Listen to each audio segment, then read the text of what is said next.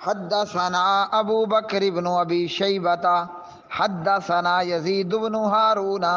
حدثنا عبد الملک بن قدامۃ الجمحی عن اسحاق بن ابی الفرات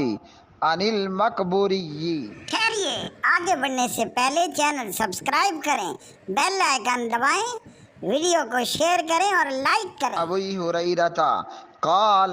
قال رسول اللہ صلی اللہ علیہ وسلم سیأتی علی الناس سنوات خداعات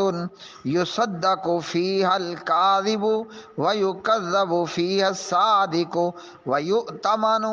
فیہا الخائن ویخون فیہا الامین وینطق فیہا الرویبضۃ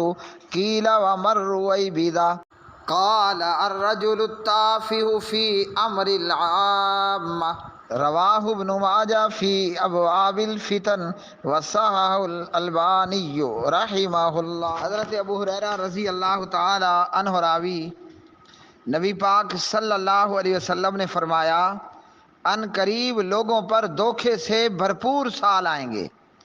ان میں جھوٹے کو سچا سمجھا جائے گا اور سچے کو جھوٹا کہا جائے گا،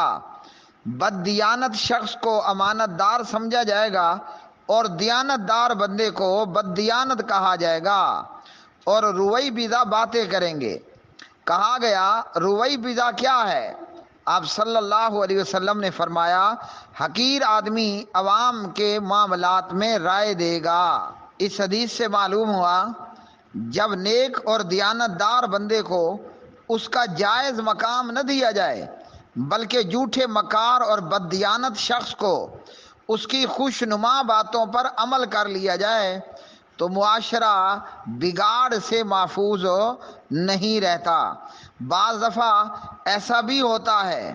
کہ سننے والا یہ بات جانتا ہے کہ یہ شخص جھوٹا ہے، اور سننے والا یہ بات اچھی طرح جانتا ہے کہ یہ آدمی دیانت دار اور سچا آدمی ہے، مگر وہ جھوٹے کو سچا بنا دیتا ہے اور سچے کو جھوٹا بنا دیتا ہے، سامنے والے کے مال و دولت اور اس کی ظاہری شان و شوکت کی بنیاد پر۔ لیکن یاد رکھیے کہ لوگوں کو تو دھوکہ دے سکتے ہیں، آدمی لوگوں کو دھوکے میں مبتلا کر سکتا ہے، لیکن اللہ علیم بذات الصدور کو دھوکہ نہیں دیا جا سکتا۔